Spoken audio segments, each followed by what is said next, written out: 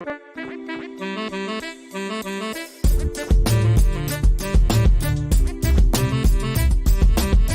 everyone, Scott Hansen here from NFL Red Zone. I hope you're checking out 1 hour of 5 Yard Rush, one of the best podcasts on NFL football in the UK.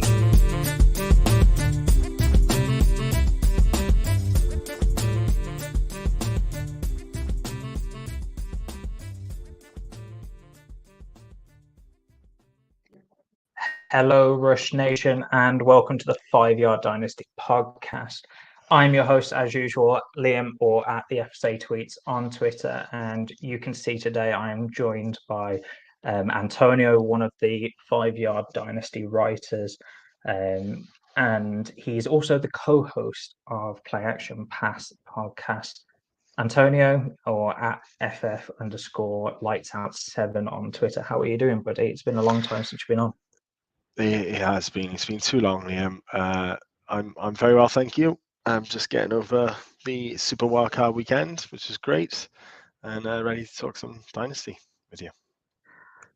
I mean, the Wildcard weekend was incredible. I mean, I don't think anyone really thought that the Dolphins would put up such a fight, especially when they were, 17, I think, down early on. I thought the Vikings would beat the Giants, and they didn't. I thought Justin Jefferson wouldn't do a disappearing act in the second half, but I thought the Giants game was good. I thought that was a good game. That was a good watch. That one, the Buffalo Bills one, they were always in control. I thought, they were always there, and they were just ready to take off and get out of sight with Miami. They stuck around Miami quite well, but the Giants and the Vikings game was very enjoyable to watch, back and forth. I enjoyed that one. Yeah, and even though I had the Cowboys, I don't think I fully expected the Cowboys to knock out their Bucs. I kind of thought that Tom Brady would kick into playoff Tom Brady mode and power through. But I still kind of had my backing with the Cowboys, and it paid off. I don't know how you feel about them going forward, but the Cowboys, it's a weird one because I think Dak. I think everyone would admit really that Dak hasn't. I don't know. He doesn't look like the player pre-injury when that happened to his ankle. That injury, I think it was against the Giants actually at home. I can't remember what year it was. But since that injury, he hasn't really looked himself. When he takes off and runs now, he looks a bit sluggish. So he's lost that kind of rush capability. But it was very weird to see Brady play like that. I've never seen him kind of you always think he's in the game, but that one, even when the kicker was missing kicks, sorry for Dallas, and the points they weren't that far away, you didn't think they would come back, not the way Tom Brady was playing, which is very strange. But yeah, to go back on your Cowboys question, it has. They got a tough game against San Francisco. I think I even fancy Dallas probably more if they played the Eagles, because it's a divisional game and you never know which that's going to go. But the 49ers at home just look very, very strong. So I think their road might end, unfortunately, Liam. I kind of think the Cowboys are going to surprise us, and San Francisco are going to fall, and then they're going to lose to the Eagles in the divisional or in the championship game. Yeah, but that's enough real NFL talk. I mean, this is a fantasy football podcast. Oh, of course. Yeah. What am I thinking? Before we dive straight into that, though, I want the listeners to know a bit more about you if they haven't listened to any of your stuff before or seen you on Twitter. So, how long have you been playing fantasy football, Antonio? Oh, a while. I would say I was early days in probably mid 2000s, so 2005, 2006. Only on the Sky Sports, I started on that kind of app where they would just play one person per position, and then I moved over to NFL.com the back end of 2008, 2009, and then I just got hooked on the fantasy that we know, which is redraft. And then obviously by 2015 I started Dynasty, so I'm playing about 7 years now in Dynasty leagues, and I think that's my my preferred kind of format for Dynasty, which I should say that on a Dynasty podcast, to be honest. But obviously playing a lot of best ball in DFS now, especially as we go into the playoffs. But yeah, 20 years plus maybe. I've been watching, and I've watched the NFL ever since the Super Bowl with St. Louis Rams against the Tennessee Titans when Kevin Dyson was a yard short. So I think that was 99, 2000 year. So I've been watching the NFL since then. So I feel like an old timer. Yeah, I'm not even going to tell you what I was doing in 1999, mate. I don't think you want to. I don't want to know. I don't think I want to know. Oh my goodness. But how did you get into producing content? As I said, like you're a 5 Yard Dynasty writer, you co-host for the Play Action Pass podcast. How did you get into doing all of that? So we started. I mean, I've been listening to podcasts probably since 2014, 15 when I switched over to Dynasty, and there was a lot more. There was a few Dynasty podcasts coming out there, especially on DLF and things like that.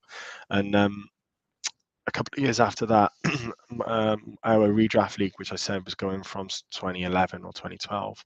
So, with 11 years in, decided to have a chat about things on a podcast. We all listen to the Fantasy Footballers. We all listen to those kind of podcasts around 2016, 17. And then in terms of content, I've been putting out these short videos for Play Action Pass, and that seemed to go down quite well. I sent it to a few of the UK contingency, if you like, the fancy contingency. They said, yeah, it looks all right, keep going. So I did. And recently, unfortunately, really, the podcast, we kind of stopped in November, which we probably shouldn't have. I think it was week 15 or 16, just when the playoffs and the fancy championship arrived. Play Action Pass took a step back. So hopefully we kick things off again this year. And obviously the 5 Yard Dynasty angle of it, I really enjoyed writing for that. So hopefully that kicks off again in the off season. So yeah, I'm sure it will. Can't wait to see all your content coming out. I love those little short videos that you did for the Play Action Pass. But we're here for end of season review for the running backs within the fantasy community as a dynasty angle. Before we dive into that, I did leave the show last week with Paul reviewing the quarterbacks with a little brain teaser. So for those of you that you don't remember or didn't listen, the brain teaser was which 2 quarterbacks only played 1 game in the whole season, yet finished as a QB1 in points per game when you include all weeks. That's weeks 1 to 18. Now, I posed this to Antonio before the podcast. Antonio, have you any idea? Bear in mind that these 2 names are probably not ones that you expect, hence why it's a brain teaser. You give me 2-minute notice, Liam, but I want to say, so just that, can it be a week 18 quarterback? Yeah. Is one of them a week 18 quarterback? Yeah. Okay, I think I'm going to go with the Giants' Davis Webb for one answer. That is one of them. So I definitely Davis haven't Webb. got the other one. Go on. Yeah, Davis Webb and Sam Howell in week 17 and 18. I should have carried on through the thought process of the late weeks. But yeah, I remember Davis Webb throwing up a good one week 18. So yeah, week 17 and 18, those 2 became QB1s, which is incredible, but didn't really help anyone within the fantasy community. So stay tuned to the end of the podcast, and I'll have a running back brain teaser for you all that we'll answer on next week's show. I'll see whether Antonio can get it at the end. But we'll go into the running back review to start off with. To start off, normally we're going straight into the top 12 quarterbacks, but I thought last week when we had a look at all the teams that could potentially have a change at quarterback, I thought that was quite helpful. So we may as well do the same for running backs. And this list kind of doesn't just look at those teams that are losing running back, but those that could have a change and the running back still on that roster, but they're cutting or potentially could cut or trade the running back one currently that we've seen, or we could also be seeing a team that has no contracted running backs, whatever. But this is a list that I've come down on. Antonio, give it a listen, or you can read it off the show sheet and tell me whether I've missed anyone, whether you think that or disagree with anyone that I've said. So we'll start off with Green Bay. Myself and Rich, who formerly co-hosted with me, spoke a lot about Aaron Jones and his contract, and we don't think that Aaron Jones will be in Green Bay on that contract. Either the contract changes or Aaron Jones potentially gets cut, or I very much doubt traded at this point, but probably cut before free agency, or there's some sort of restructure. Chicago, I mean, we've seen Khalil Herbert be incredible when he's had the workload, but David Montgomery is now a free agent at the end of this season, which is end of February, I believe it is, whenever the year rolls over. So Khalil Herbert could be the running back one. They could draft one, so on. This one's probably going to shock a lot of people. Minnesota Vikings. Dalvin Cook has a pretty cuttable contract, so that's one that could be seeing a change of guard at the running back position. Another one to notice is Alexander Mattison is also a free agent, so maybe that makes it even more unlikely, but that's something to think about there. Moving over to the NFC East, you've got Dallas. We've got Tony Pollard that is out of contract at the end of the year, but you've also got Zeke, who could be cut as well, or traded, but I very much doubt on that type of contract. Philadelphia Eagles lose Sanders to free agency. New York Giants lose Saquon Barkley to free agency. The entire NFC South could have a somewhat changing guard at the running back position. Then you've got the Rams, the Cardinals, both again, potential changes at that position.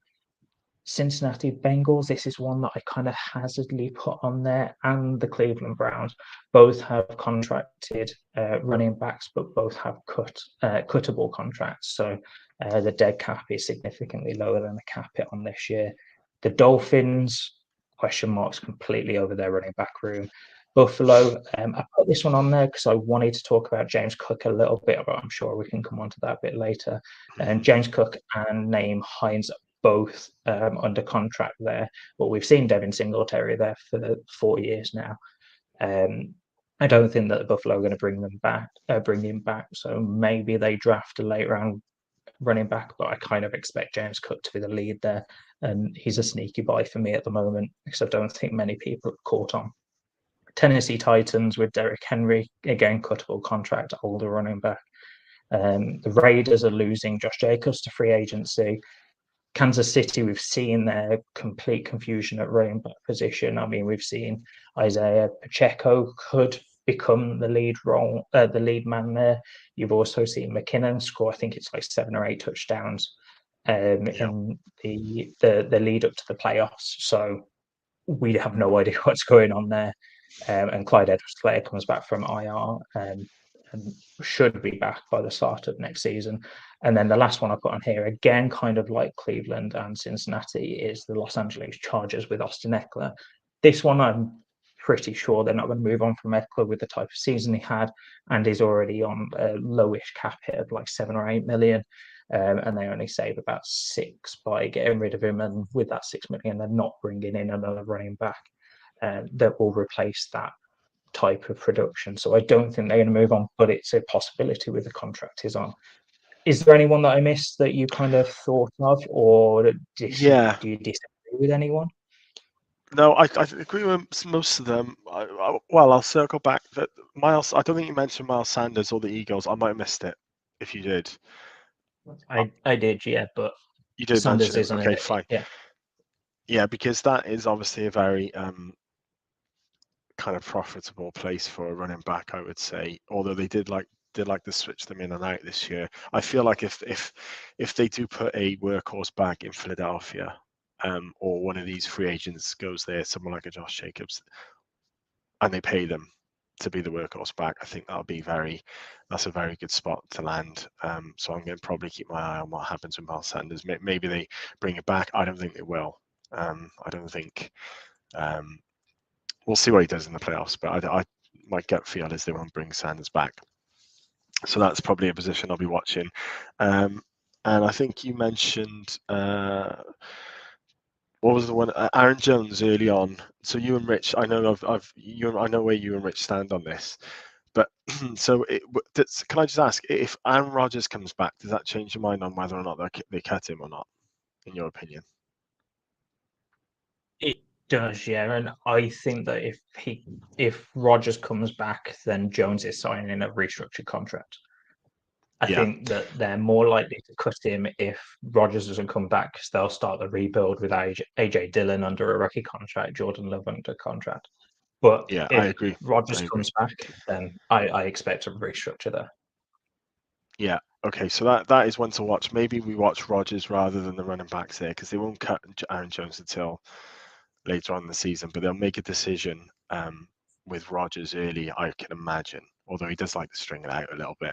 So I mean, if you were playing the betting game there a little bit, you could probably get, if it looks like Rodgers is going to stay, say March, April, around the draft time, you could probably gamble on Aaron Rodgers staying, and you could probably get him quite cheap, and he'll probably produce, because he did look better than AJ Dillon down the stretch this year. So that's another thing to consider. So I wouldn't be throwing away Aaron Jones if I had him just yet. I would keep an eye on Rodgers there. Completely agree. I mean, we've seen Rodgers just today, as of recording, Tuesday 17th, that he's not made a decision, and he's either going to be all in or all out of the 2023 season. That doesn't really tell me.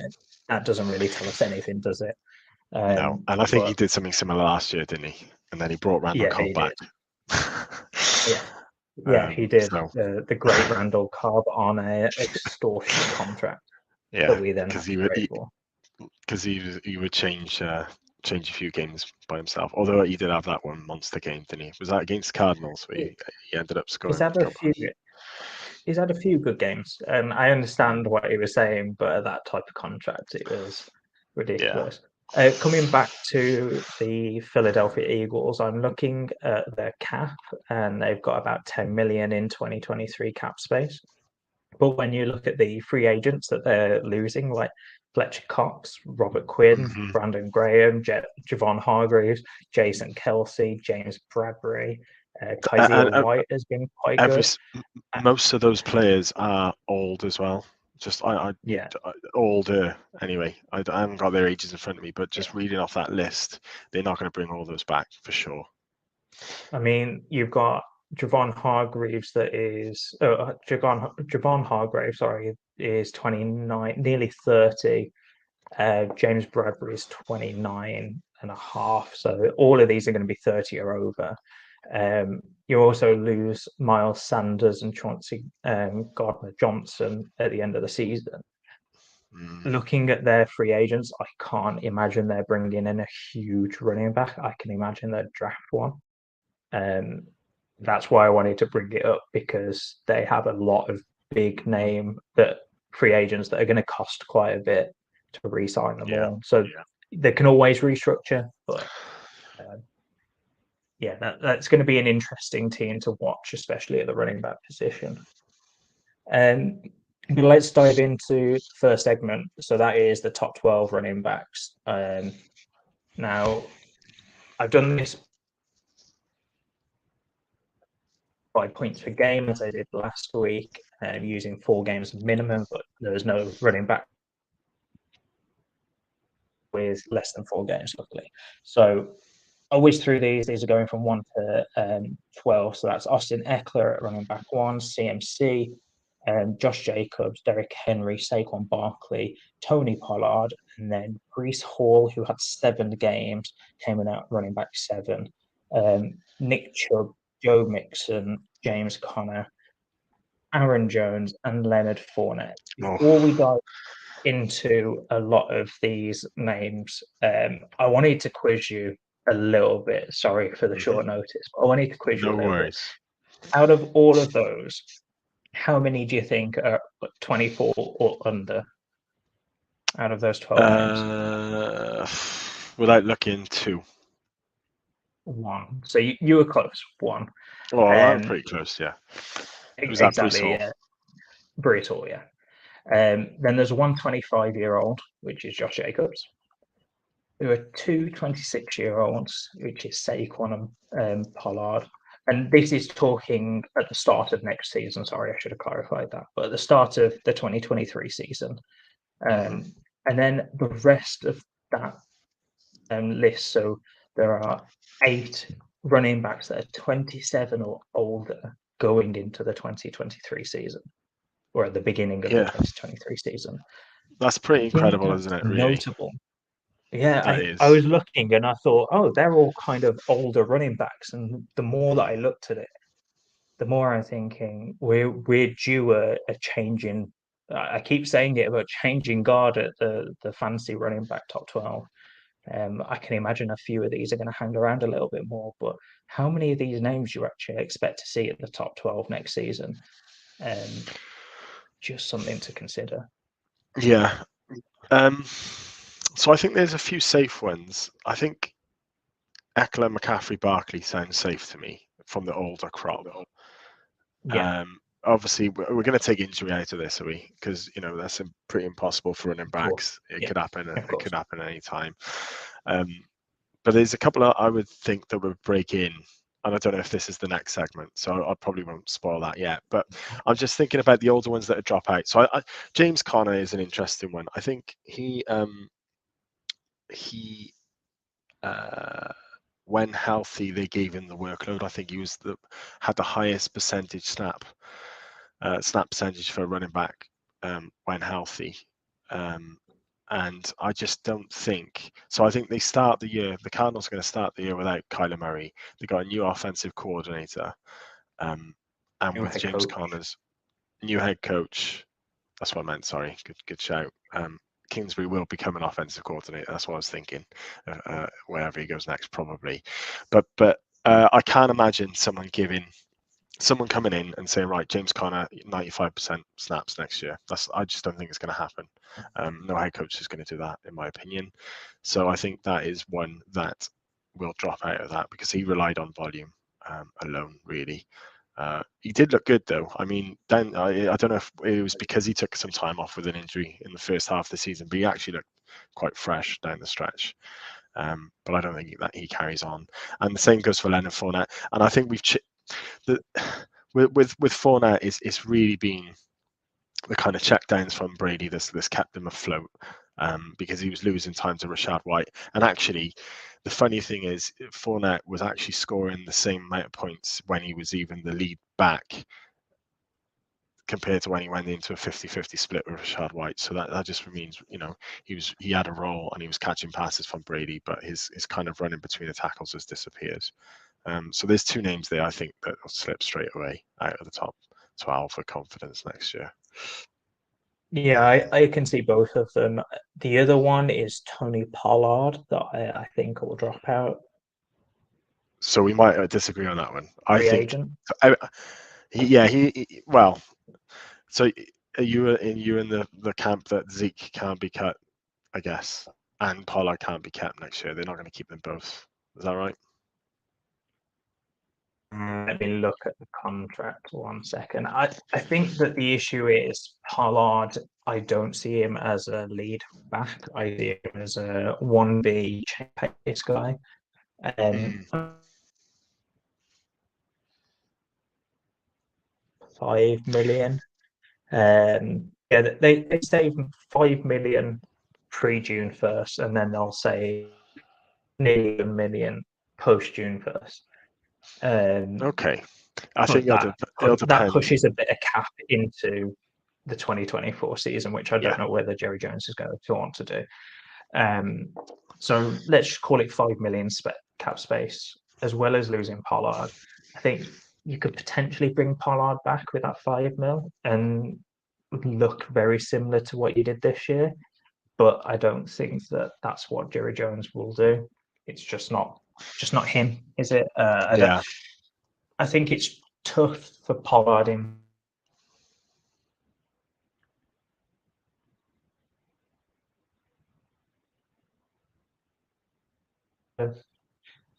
Maybe like Khalil Herbert a little bit, just a better version. I think that he's kind Yeah. of like a change of pace that can carry the load in a game, but I don't think he'll carry the load in the season. Fair enough. I've been, every time I watch Pollard, even last year, I think I've just been impressed. I think he can. You just blink and he's got 5 yards, you know, and maybe it's because he comes in places Zeke and they look completely different. But you know, I don't know why someone like him can't get a shot at a lead down role. He does feel. I know what he's saying about looking light and maybe not good between the tackles, but you know, every time he does it for Dallas, he looks pretty good. So why not give him more workload and see what happens? So I think he'll be one to watch, because his agent might be in his ear thinking that, you know, he's done enough this year to get a big money deal. I don't think that's the case. I agree with you. I think he should go back to Dallas and slowly eat out Zeke, because that's what he's doing right now, and he looks electric compared to him. So, but yeah, I mean, if he does go back to Dallas, I don't know why he can't be top 12 again. I don't know why he can't repeat this kind of season. So I'm probably reluctant to throw him out the top 12 as quick as you, I think.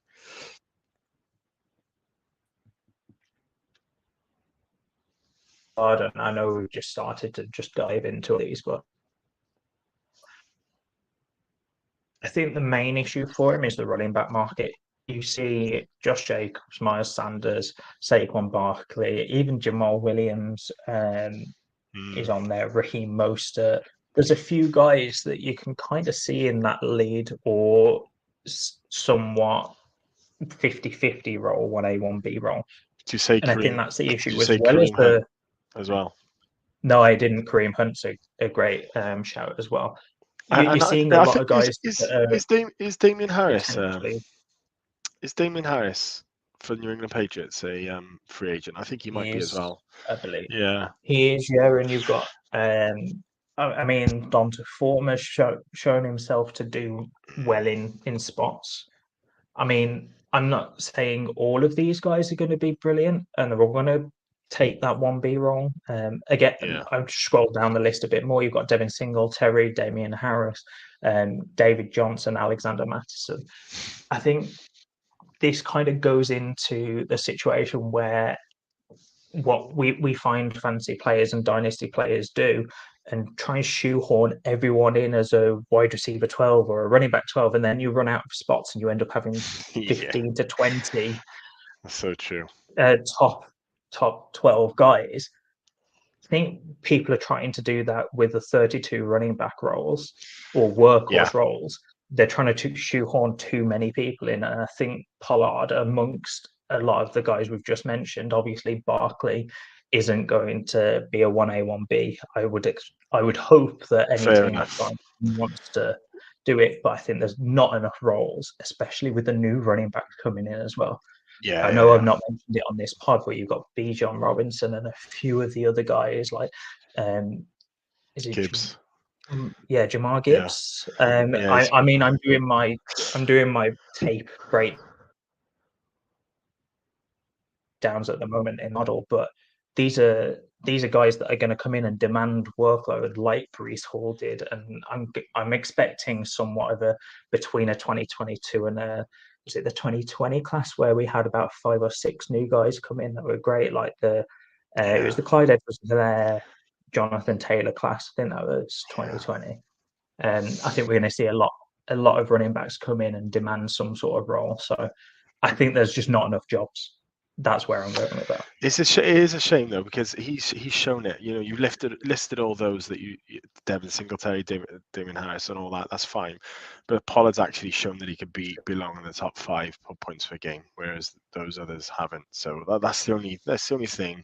You know, when you see his name, you know that he can do it, whereas the others, fine, they've had the workhorse role, but they've never hit that height that Tony Pollard has done. So that might be the difference. You completely get it, but Is there anyone else that you wanted to speak about? I mean, Jacobs, I guess. Really deep in Pollard, others. Yeah, I'd be interested. So Derrick Henry's an interesting one because, who's to say that he doesn't have the same kind of role next year? And we know what that is. That's going to be first and second down, and not much from the catch, catching. So he finished at RB4 this year in that role. Are we just going to say that he's a 1 year older? Is that all that's going to change? I can't see Titans bringing in any of these free agents. They're going to stick to someone like Dontrell Hilliard or a third down back specialist, aren't they? And therefore, we got to look at Henry the same as we did this year, haven't we? That's what I would challenge. Yeah. The list of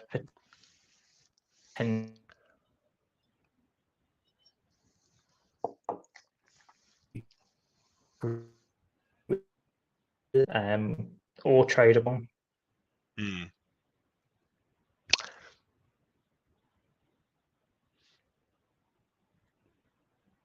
I think Derrick Henry is just seen as another top 12 guy and probably top 5. But after this season, after the 2023 season, what do you see happening? Because the contract, I believe, I need to double check it, but I believe he's out of contract at that point. And then he's also going into the season as a 29-year-old running back because he's going into the season as 28. So he's essentially worthless in the dynasty community. So is this the very last? I think it is out now, or just ride him until he retires. No, I think you'll have another get out when the Titans don't bring anyone in and they stick with someone like a Dontrell. I'm not going to say if it is him, but it wouldn't surprise me if that's what they go into the season with. I think if that's the case, you sell straight away, especially when Henry starts going first round of redraft. That'll be the thing that pushes. That'll be the button for me on dynasty leagues. If he's in that top in the first round for redraft, I'll be selling him because you'll get the redraft buzz, and then that's your window to sell in dynasty. We'll mention some names in a minute. DeAndre Swift. Those you're going to take that kind of player straight up for him, and obviously he might be going in round 3 or 4 in redraft after this year. So I'll be looking to do that kind of move probably as soon as the rosters start getting set over the summer. Yeah, I completely agree. When people move to draft mindset, that is when to sell these older running backs. Same with a guy like you could be looking at a similar situation with him. You're getting into a final sell now. I think at the end of last season or the start of last season was probably the best chance for you to have sold him. I missed who you said. Sorry, Liam. Who did you say?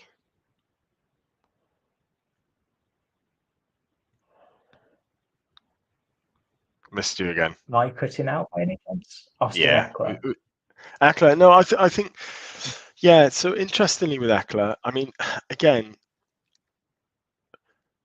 weird because he ended up being RB1 with a 60% snap share or 60 to 65, and we just know how much value he gets from catching the ball. I can't see that skill set disappearing from Austin Eckler. Do you remember the start of the season? There was panics because he wasn't getting the goal line work. I think even if that happened, I can see a very similar season next year with Austin Eckler that we just saw this past season. So I'm less worried about Eckler because he'll keep that role.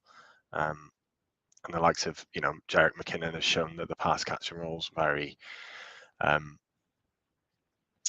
very valuable in fantasy football, even when you get up to a certain age. So I can see, Eckler lasting a little bit longer. I'm less worried about Eckler. It depends what you're going to get back in return for these players, of course.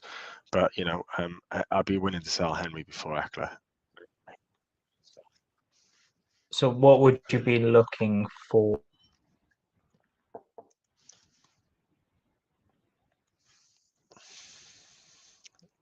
Liam's gone. So he's going to ask. I think he was going to ask me what I'm looking for, if I'm looking to sell these players. So yeah, I think I mentioned earlier, someone like DeAndre Swift for Derrick Henry, someone like that. And if you've got to swap some picks either way, then I'm okay with that. But Eckler, I'd be looking to get a stud wide receiver probably. So I would probably move away from the running back position with Eckler because he holds more value than Henry. And then you're looking into the top tier of wide receiver, and there will be players, dynasty players as well, who may value maybe not that top tier of wide receiver, but the one underneath, someone like a CeeDee Lamb, in that range, AJ Brown, and that's where you can target Austin Eckler. You've got no chance of getting one of those with Derrick Henry. So that's the difference between them both, I would say. So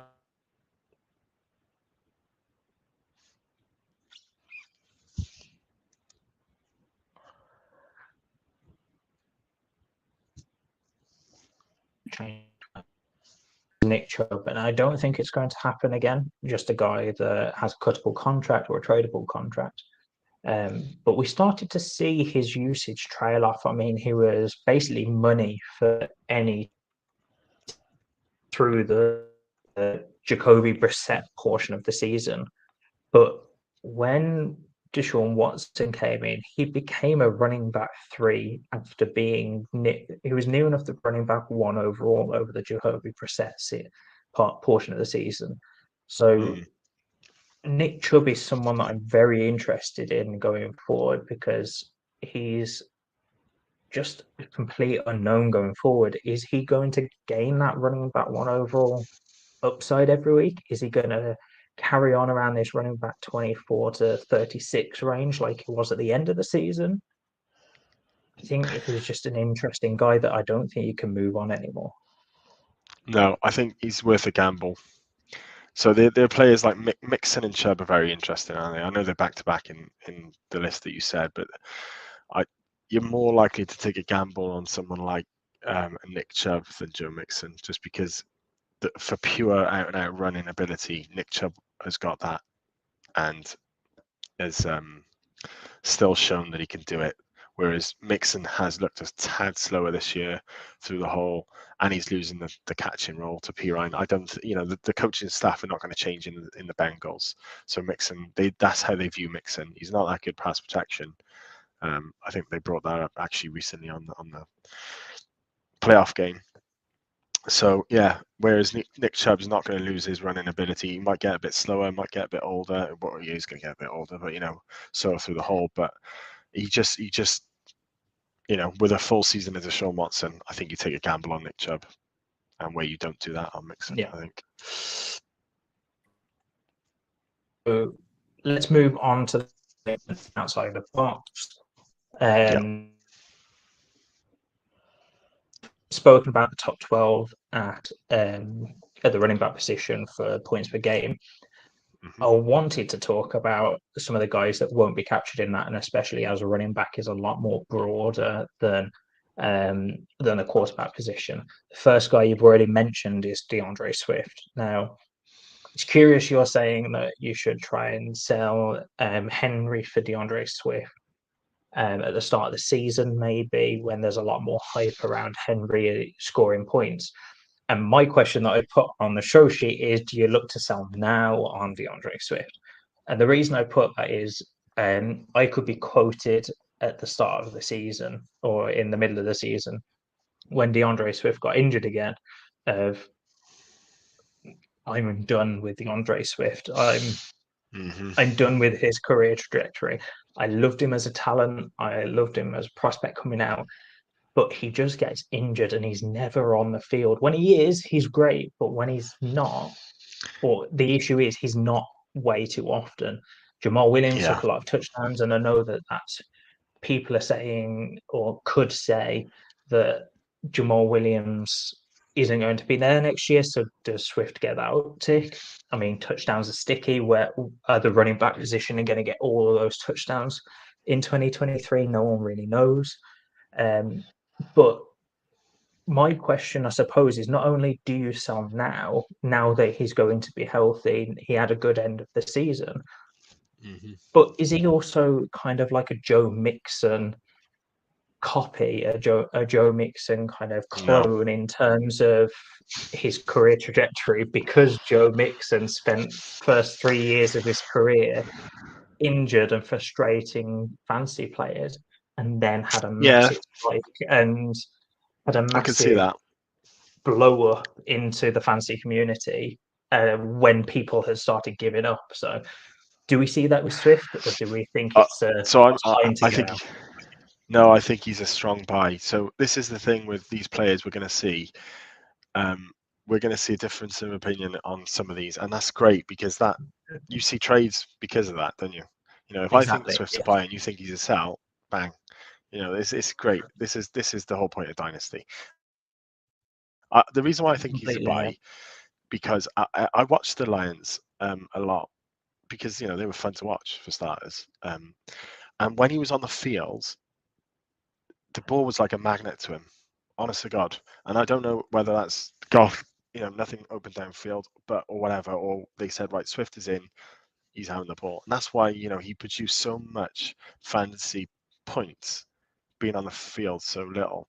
And I think you've got to go with that in terms of projection for the years to come. He's not going to be on the field for 10, 25% snaps, 30%, which is some of the games he was in.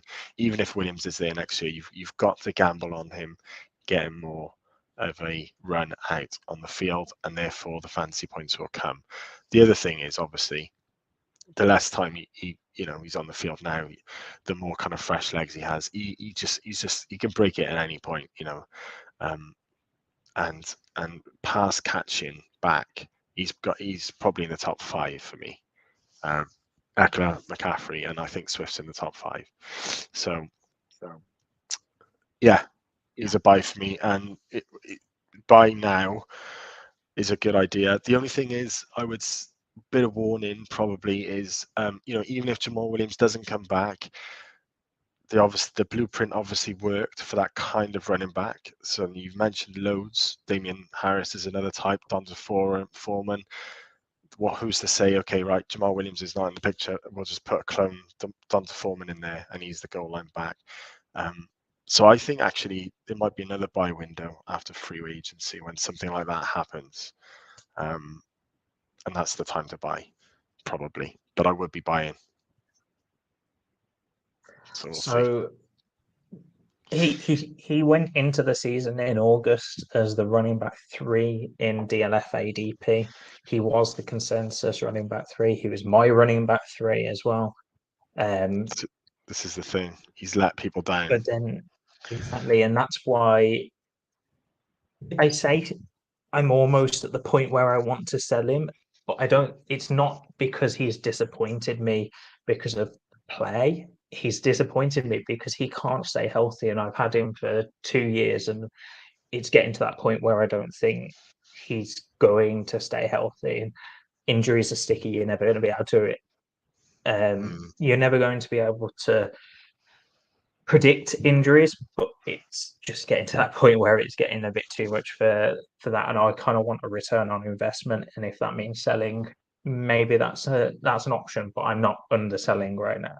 I'm not getting fleeced. No. I want a good return for Swift, or I'll just run it out. Like you said, it might be start of the season, there's a lot of hype around Swift, and that's when you can sell, or the first few weeks when he has a few big games and he starts scoring points. I think if you're going to sell, you sell as soon as you hear the news that Jamal Williams is not coming back. As soon as that breaks, you sell. If you want to get out, that's your chance, because you know they will be bringing in someone else. Now, I don't think the names that I've mentioned are going to. I don't think they'll have that impact that Williams had. So I think there'll be more touchdown for Swift. That's what I'm banking on.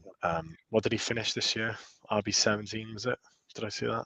RB 17 in points per game, or RB 24 in season long scoring. So points per game is interesting because his snap percentage was must have been less than 50, and he's putting up RB. He finished as RB 17. I can check that now, but Yeah, I'll be buying Swift. Yeah, it's definitely interesting, especially if Jamal Williams doesn't come back and they don't sign anyone. He's Oh well, going to then have yeah, a then you've massive lost your buy window Yeah, then. You've lost your buy window completely, completely. completely. But if they do sign anyone, I think that's going to be again. But I don't think it's going to be any lower than it is right now because you've already seen Jamal Williams with him and what he can do when he's healthy with Jamal Williams. So.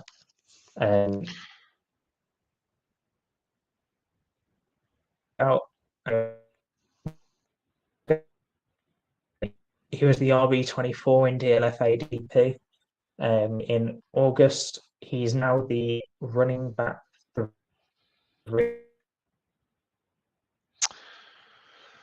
is jumped that high. Yeah, a huge jump for him. Huge jump, and he's shown basically a complete skill set. That's why, because there was a lot of question marks about whether or not he could catch the ball. As well as Penny's hot start, actually. If you remember Penny's hot start as well, probably factored into not climbing the ladder. So when he was on the field, he didn't get to showcase his skill when Penny was there. But you know, we all knew Penny would break down eventually. I think in Dynasty, RB12 now looking back, RB24 in August feels ridiculous, doesn't it, to say that he was RB24. And we've got to remember where these teams take these players, especially running backs. He went in the same range as Jonathan Taylor in the NFL draft. Seahawks could have gone a different route. If I remember, they had loads of needs. It was like, why are they choosing a running back? You know, what are they doing? They've got to build this. They've got to build that. They could have gone loads of different positions, O-line, for example, whatever. And they went running back, and that just shows how much they valued him. Added to that, all the off-season chat about Pete Carroll saying he wanted to run the ball. We should have seen this coming. But yeah, he's there to stay now, and he has jumped Breece Hall. So it's interesting to see what happens when those two both fit next year. I think that when they're both healthy, I think Hall is the guy, but maybe Hall comes back with a bit of a slow comeback as we've seen from ACL injuries. So I think it's quite interesting to see that kind of dynamic between the two there. But do you think this is a sell opportunity now at RB3 with Kenneth Walker? I'm reluctant to sell that kind of player, especially in year 2. Yeah. So I guess what you're saying is this his peak when you look at someone like this? Yes. Yeah. And well, that's the question: is this peak, and if so, what are you selling? See, I don't know why he can't be RB1. So you know, Jonathan Taylor, McCaffrey. I don't know who's. Let's have a look who's RB1. I believe Jonathan Taylor is still RB1. Yeah, but so you know, and Barkley's close up there. There's no reason why Walker can't be RB1 by mid-season next year when Taylor and Barkley are half a year older. So yeah, I wouldn't sell Kenneth Walker now. Well, that shut that one up. Let's move on to Ramondre Stevenson. That he had a huge jump from running back 29 in August DLF ADP, and he finished as the running back 9 in season long and running back 13 in points per game, just missing out on that top 12 running back spot in points per game. But he exploded on the scene. We saw Damian Harris get injured and basically get sidelined while Stevenson was running incredibly. But my worry is that Damian Harris is now a free agent, which leaves the door wide open for Bill Belichick to bring in a new guy, whether it is through free agency as one of those many that I've listed, just as a kind of like maybe a Jamal Williams, that kind of back, or whether we see Bill Belichick bring in a guy through the draft, or multiple guys like we saw last year? Pierre Strong and Kevin Harris came through the draft. I mean, they've not really done a lot. They've had flashes. They haven't actually looked that bad. So worst case, there's 3 running backs there. They could be the main 3, and Bill Belichick likes JJ Taylor and he loves his committee, doesn't he? type. Exactly, yeah. So it wouldn't surprise me if they had one more at least. But Stevenson is probably someone to keep an eye on, because I think he might creep into the first round redraft, very similar to what we said about Derrick Henry. There's probably if they go in with those 3 plus a JJ Taylor clone or whatever, and there's 4 running backs that Bill Belichick's got, they've shown they could put Stevenson out there for 90% of snaps. So that'll be signs that they probably they've got no problems doing that again. So yeah, he's probably one to watch. Yeah, I like that you've highlighted him. He's only 24 as well, so I think he's got legs in him. So another one that I was high on in the off season, and then quickly jumped off in the in season. However, it was the opposite way. I was actually right about this one, whereas Stevenson, I was wrong, jumping off a little bit too early. Clyde Edwards-Helaire, so he running back 1 for a lot of people in his draft class. There is a lot of talk. Myself and Paul, who we had on the show last week, were very high on him going into this season. In Paul's buys and sells article that he wrote during the season on a Wednesday, or released on a Thursday, sorry. We saw, or I went on there and I recommended to sell Clyde Edwards-Helaire, and I remember him telling me he didn't agree in less words than that.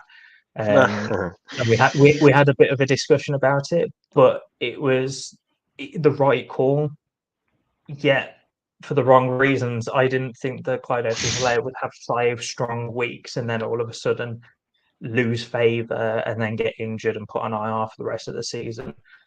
I didn't think Isaiah Pacheco would come in and do what he's done, rushing basically all the rushing work, and then McKinnon score ridiculous amounts of touchdowns to close out the season. And I think this is where, if you've got him, you've just got to hold. I mean, he was the RB27 in August DLF ADP, and he was the RB37 in points per game, or RB45 in season finish. He had, as I said, great 5 weeks to start the season, and then basically did nothing else afterwards. You're just hoping that he does something at the start of the season and someone bites and gets back in. Yeah, that's all you can say about that. As soon as he does, sell wherever he is, because he could get cut, couldn't he, easily. Yeah, and that's kind of why I had him on here. Is you could easily see Isaiah Pacheco taking over that role, and Clyde Edwards-Helaire completely ousted from that. They could do. They could easily get rid of him. I mean, Jerick McKinnon is a free agent in the 2023 off season, or in this off season coming up. So it is.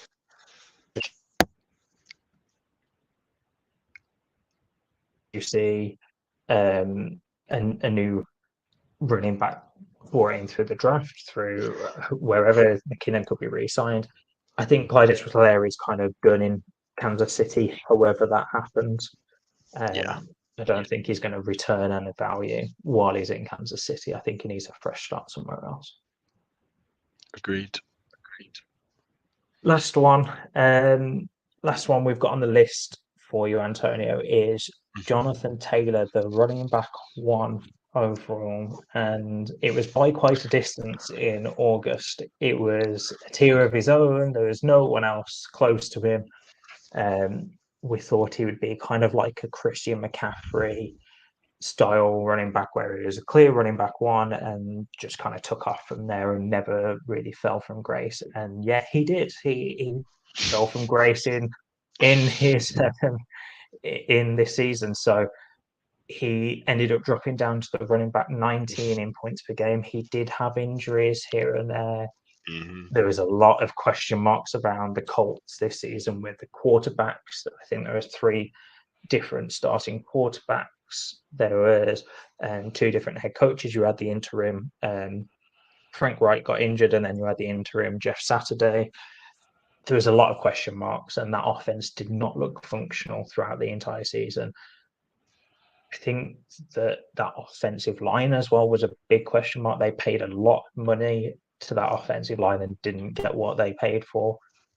Yeah, Jonathan Taylor, I think that was still huge. the running back one, as we've just mentioned. He's still the running back one. And yet, where do we go with this? Because it doesn't feel like he is the running back one. I think everyone's bunched the running back room or the dynasty running back room up into a tier of 5 or 6 at the top, rather than having this clear running back one.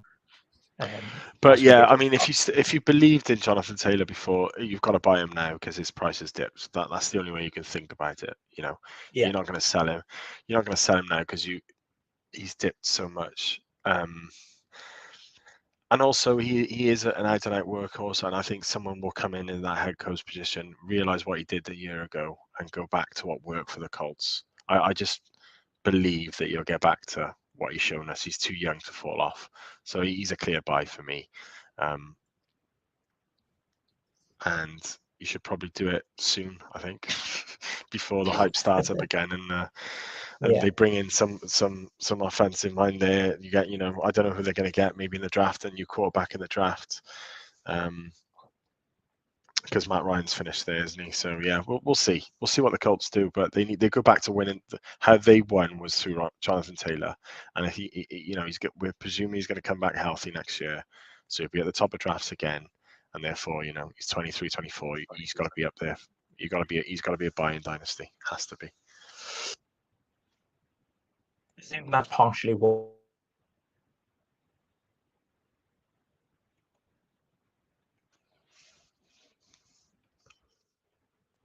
I don't know whether you agree, but that I can't see a world where the IR decision was just down to the injury. I think he's got a slight injury, but let's just chuck him on IR, shut him down. This season's not going to go anywhere.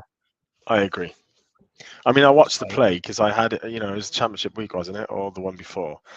And I had him going in a couple of 4 weeks. Okay, and I was like, well, he was just running off. There was no limp, nothing, and you didn't see him again. So it was like, he just had a massive 20-yard screen. Really good. He celebrated afterwards. Got the ball, and it was like, I know, did not play another snap after that. So very, very strange. And but go get him in dynasty if you can. What would you be trading to go and get a Jonathan Taylor right now? Yeah, a tough question. Would you trade all the talk at the moment is the 101 is going to be Bijan Robinson. So would you trade the 101 straight up for Jonathan Taylor right now? No, because Bijan Robinson could go to an absolute sweet spot, and you're then buying 2 or 3 years of production. So the 101 I would not, because just gambling on where he goes. If he goes in the first round of the draft, which some are saying he might, to an RB needed team, and they're going to feed him, then you're 2 years younger than Jonathan Taylor, so probably not. But I do have him RB1 out of these lot. So before the rookies come in, he's RB1 for me. Kenneth Walker's probably RB2, and I would probably have Eckler and Barkley and McCaffrey all tied at RB3. So I'd trade any of those for Taylor straight up. But that might not be a reach actually for some people now. He might be RB5 in that crew. In which case you can get some more on top. But in terms of Joe Mixon plus a second, or Cook in a second, yeah, I'd be doing all that kind of good stuff if I could get away with it. In early second, obviously, probably. Yeah, I would try and get my hands on Jonathan Taylor. Yeah, completely see where you're going with that. So that is all we have for the running back, Antonio. Do you have a dynasty tip for listeners? It could be anything. Yeah, we touched on it. So yeah, okay, we touched on it a little bit, but the players. So when you're playing dynasty, you get into the playoffs. You sneak into the playoffs. Let's say you're 105, 106 in the playoff seedings, and then all of a sudden, you get players who are down at one, who miss the playoffs completely, and they're trying to sell you veterans, and they're giving you, I don't know, players like James Conner, and they want a first back, and they push these kind of deals on you because you got into the playoffs. Just be aware at this point, because even though you think you're in the playoffs and you're a contender, you might not be. You might be in the playoffs. You might just snuck in, and all of a sudden you're giving away 106, 105 in next year's draft for someone like Leonard Fournette or some of those aging Aaron Jones, and they could flame out. They could have one game in the playoffs like Aaron Jones did, like Leonard Fournette did, and all of a sudden, you haven't got your first round pick, but you feel like you're doing the right thing because you're a contender. So I think that's just something. That's more of an in-season dynasty tip. Still evaluate your team even if you got into the playoffs, because you could be a pretender in there, and you don't want to be caught giving away picks at that point in the season. Yeah, I love that. I think a lot of people immediately when they get into the playoffs think, I've got a chance. And yes, the playoffs are completely unpredictable. I've seen playoffs where the first and second seed that have had byes go all the way and they have a championship match and the first seed wins, and it was exactly how everyone expected. And I've seen ones where the fifth and sixth seed that just snuck in managed to go all the way through, and the sixth seed took it. It is completely unpredictable, but yeah, as you said, you've always got to evaluate your roster. Before we get out of here, Antonio, where can everyone find you? What can people listen to? You mentioned the videos, you mentioned podcasts. So FF_lights_out7 is Twitter handle. But I'm going to be all over 5 Yard Dynasty, hopefully over 5 Yard as well with Murph. Hopefully doing some stuff with Play Action Pass when we get the podcast up and running, and you'll see some short videos coming out shortly, hopefully before the draft. So yeah, catch me on there. Catch Antonio on all of those. I'm going to leave you listeners with no 5 Yard plug, but another brain teaser. I don't know whether Antonio will get this one. But which running back had the biggest difference between their points per game rank and their end of season or season long ranking? Bonus points if you get the correct difference in ranks as well. So the rank difference between points per game and end of season rank. I will make it a bit easier because it is a large difference. I'll say within 5. So quickly, Antonio, any guesses? I'll give you a hint.